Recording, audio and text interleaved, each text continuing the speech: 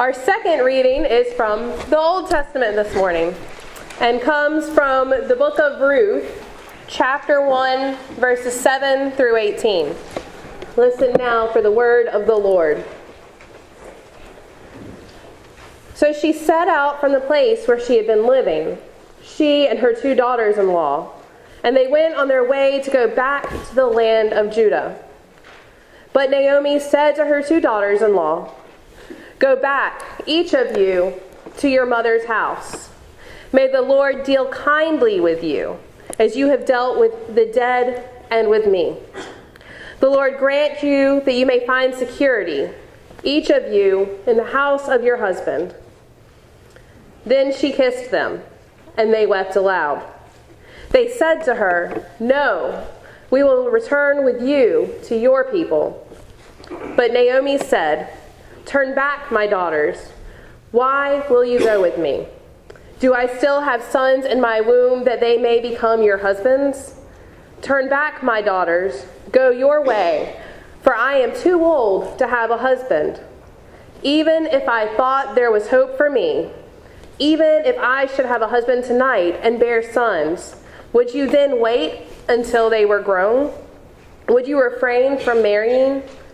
No, my daughters, it has been far more bitter for me than for you, because the hand of the Lord has turned against me." Then they wept aloud again. Orpah kissed her mother-in-law, but Ruth clung to her. So she said, "See, your sister-in-law has gone back to her people and to her gods. Return after your sister-in-law." But Ruth said, "Do not press me to leave you or to turn back from following you. Where you go, I will go. Where you lodge, I will lodge. Your people shall be my people, and your God, my God. Where you die, there I will be buried. May the Lord do thus, and so to me, and more as well, even if death parts me from you."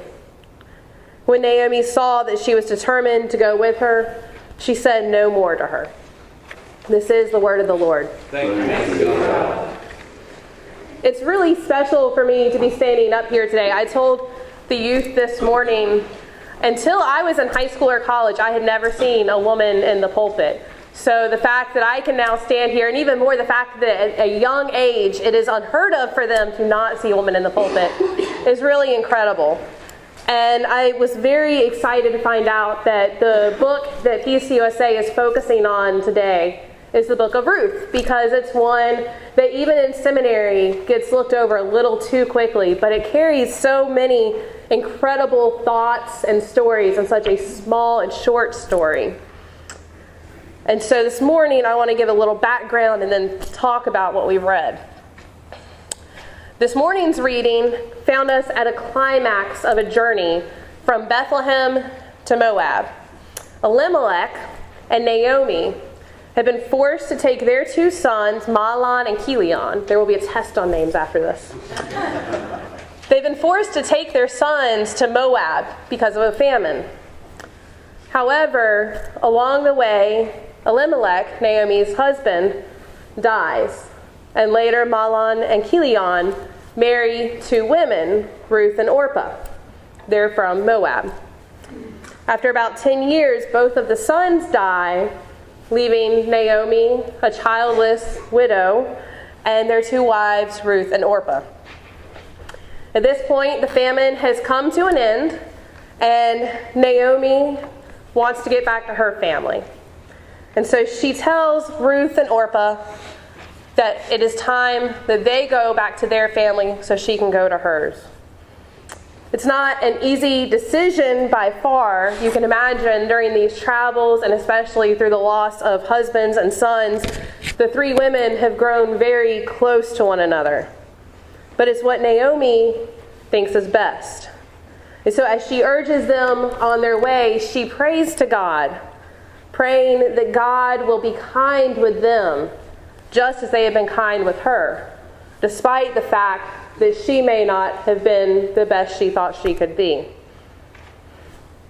But Ruth and Orpah keep fighting back, showing their mother-in-law how much they love her and desire to take care of her, despite the fact that she lists she won't be able to remarry quickly, she won't be able to have sons, there won't be anybody for them to marry. Eventually, Orpah finally gives up, and she remains in Moab with her family. However, Ruth won't let Naomi go alone, telling her, "Where you go, I will go. Where you stay, I will stay. Your God will be my God, your people will be my people. Where you die, I will die, and there I will be buried." This is a very familiar text to many of us, and it's one that is beginning to show up in weddings more than 1 Corinthians. So it's not surprising that we find such a deep love in this. The love in Ruth's words to Naomi is an incredible response to Ruth's prayer, to Naomi's prayer. I always get them confused. To Naomi's prayer for her daughters, that God be kind to them. They are not blood family. In fact, Ruth's blood family is in Moab, a different tribe that Naomi's sons should not have married into. And they are preparing to leave. When Mahlon married Naomi, because she was a different tribe, it likely brought all kinds of struggles onto the family, just as Chilion and Orpah. So one would think that this is a great time to put all of that to bed and let Naomi lead a peaceful life back home without bringing others from other tribes. As Naomi says, she's older. She's not going to be able to have sons that her daughters-in-law can remarry. And all that aside, Naomi believes in a different God from Ruth and Orpah. But Ruth chooses to enter into the covenant of Israel and follow Naomi's God, one who she did not worship, but who is so important to Naomi that she takes on the same beliefs. Why Ruth makes such an incredible sacrifice to stay with Naomi is unheard of to me, except that she loves her. There's a stereotype against women that has to be addressed, especially since it's International Women's Day and Ruth and Naomi exhibit this stereotype. It's been around since the beginning of the world, and as a woman, I cannot escape it. Anytime I'm around somebody who might need a little bit of help, especially little kids, the younger the better, it shows its face. And this stereotype is one of the greatest ones that there can be. And that is simply that as women, we love a lot. It's true. It isn't to say that men don't love. I know many men who show a deeper love than many women, including my father and my husband. But when we look at the Old Testament, the love that we find is introduced to us by the women. What's really interesting about this, though, is that in the original text, the word love never comes up. Hesed, however, does. Hesed is the Hebrew word for faithfulness. And in this case, it's translated as kindness. When I first heard this word in my summer Hebrew course at Union, I thought it was the perfect way to describe love. Hesed, steadfast faithfulness. No matter what happens, through thick and thin. I would venture to say that this isn't just what Naomi was praying for when she prayed God's blessing on her daughters-in-law, but also how she relates to her daughters-in-law. And Ruth makes it quite clear that this is how she relates to Naomi. Steadfast faithfulness. This shows when she so eloquently tells her, "Where you go, I will go. Where you stay, I will stay." This wasn't just, "I love you because I married your son and I am forced to love you because you're my mother-in-law." This was, "I am going to be faithful to you and remain with you no matter what happens because you're my mother-in-law, but more importantly, you are now family." Love, Hesed, a word that we should all remember. It's an amazingly wonderful stereotype, considering the many stereotypes that are floating around out there. The thing, though, is that stereotypes are based on an assumption, usually focused on a single demographic. And I hate that the stereotype of men is the opposite. Not that they hate necessarily, but that men hide their love. They're not as soft as women. It really, really irritates me. As I said, my father is one that has always shown me that real men love.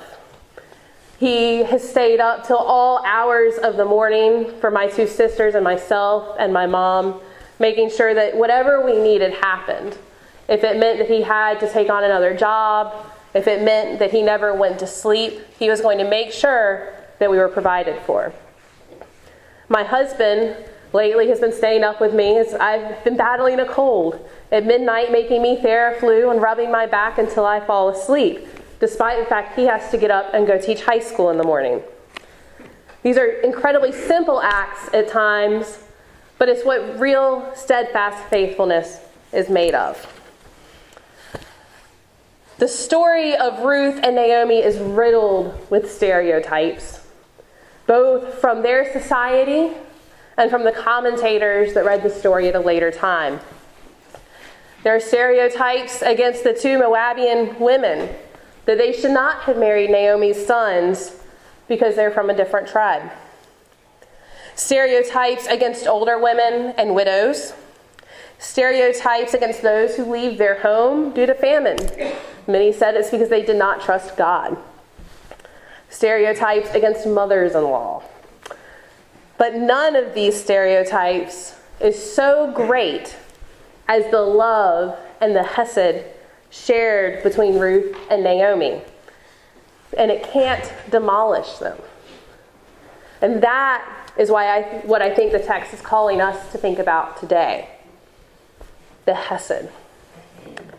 Just because today is International Women's Day, it doesn't mean that everyone can't glean something from the story of these women, though. Just because society says that women love doesn't mean that everyone can't or shouldn't love. And if I'm honest with you, I like to play devil's advocate. I was sitting in the car with my husband last week and asked him, why do we even have an International Women's Day? Isn't that taking us a step back when we should be celebrating the steps that we've made forward? I didn't get it. But when I sat down to think about it, I realized that it's not just about today's women, but it's about yesterday's women, the ones who wrote a huge part of history and their story was never heard. The ones that taught us how to truly love before we had to receive instructions. I've been incredibly lucky in life, and until recently, I never heard someone tell me that I couldn't do something. However, I've had many friends who have only heard that they can't do something. Some of them because of their race, some of them because of their social classes, others because of their sexual orientation, and even today, there are those and myself who have been told no because of their gender. I would say that at least 80% of the time, those who are saying no because of stereotypes. Judgments that were cast ages ago by somebody else, and no one thought to speak out against them. I can list tons of stereotypes, but I'm sure we all have something in our mind. And giving words to them only brings more life to them, which is exactly the opposite of Hesed. So I have to ask, what if these stereotypes that we find throughout the story of Ruth and Naomi trumped their love and faithfulness for one another? What if we never heard about Ruth and Naomi? Would these women be a part of the story that leads to Christ? These women are the ones who first showed us what Christ drilled into us next: love.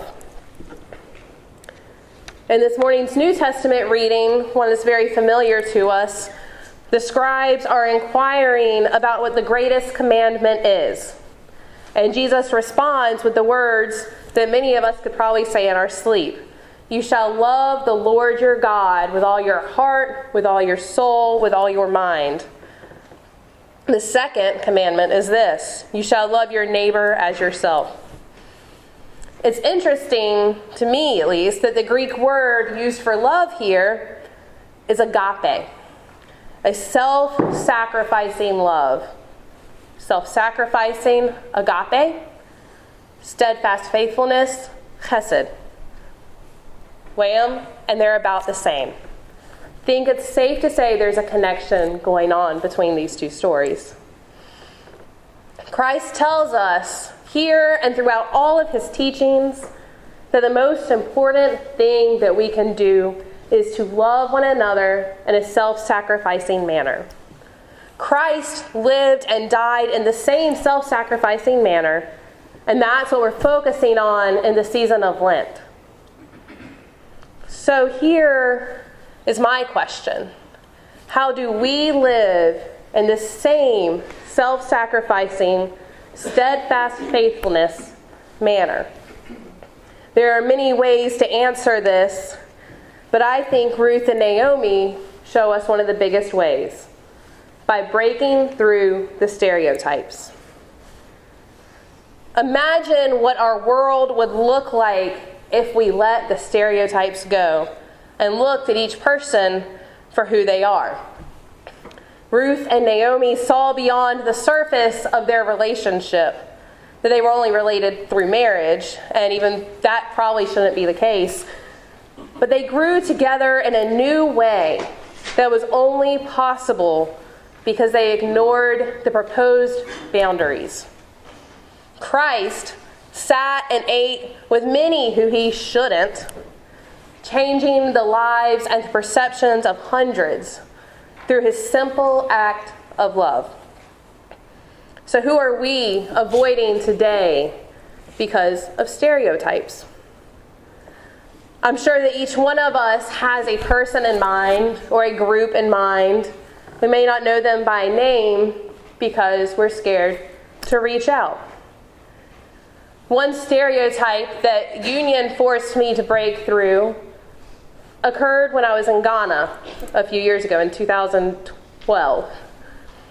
And when we were there, we went to a leper colony. Lepers had been forced out of the main city. We had to drive 1.5 miles down a dirt road out of the city. There was nothing there but fields, and then all of a sudden we saw little huts. As we walked through, the people that we met were scared to come out of their homes because they're not supposed to be around people. We were a little nervous. We weren't sure what would happen. We've heard stories all our life about lepers, and whether it's Jesus cleansing the lepers or people casting them out, it was a scary experience. It took us about 30 minutes before we finally got up enough courage not to stand and talk to them with 5 to 10 feet between us, but to hold their hands and sing with them and pray with them. Some of them we were holding hands, some we were holding stumps where they had lost hands due to the disease. And there was an incredible, incredible moment when we all became one in a circle of prayer and let all of the stereotypes and the boundaries go. It was hard. Any self-sacrificing love where you put yourself out of your comfort zone is hard.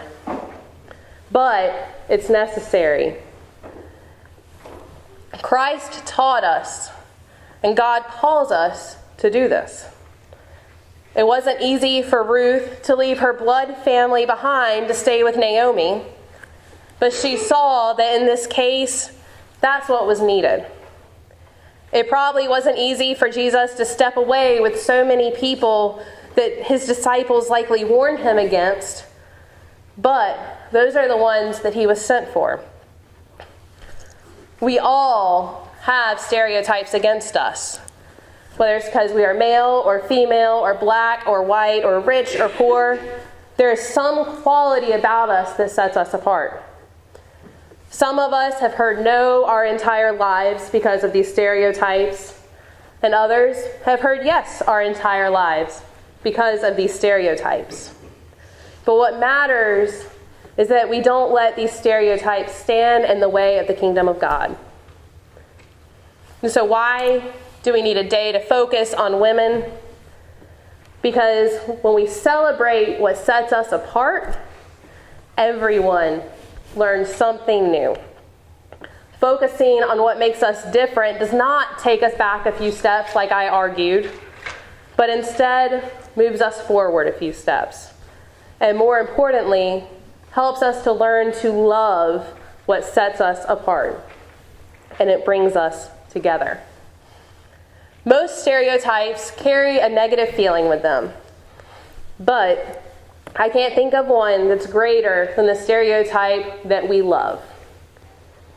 So let's break the stereotype, though. Let's not let it separate us. Let us all strive to love one another in a brand new way. Let us strive to live in a way that shows Hesed toward one another, abolishing these stereotypes and instead staying faithful to one another, because we are all God's children. Ruth and Naomi showed us. Christ taught us. Now let's go out there and live it. Hesed, steadfast faithfulness. Amen.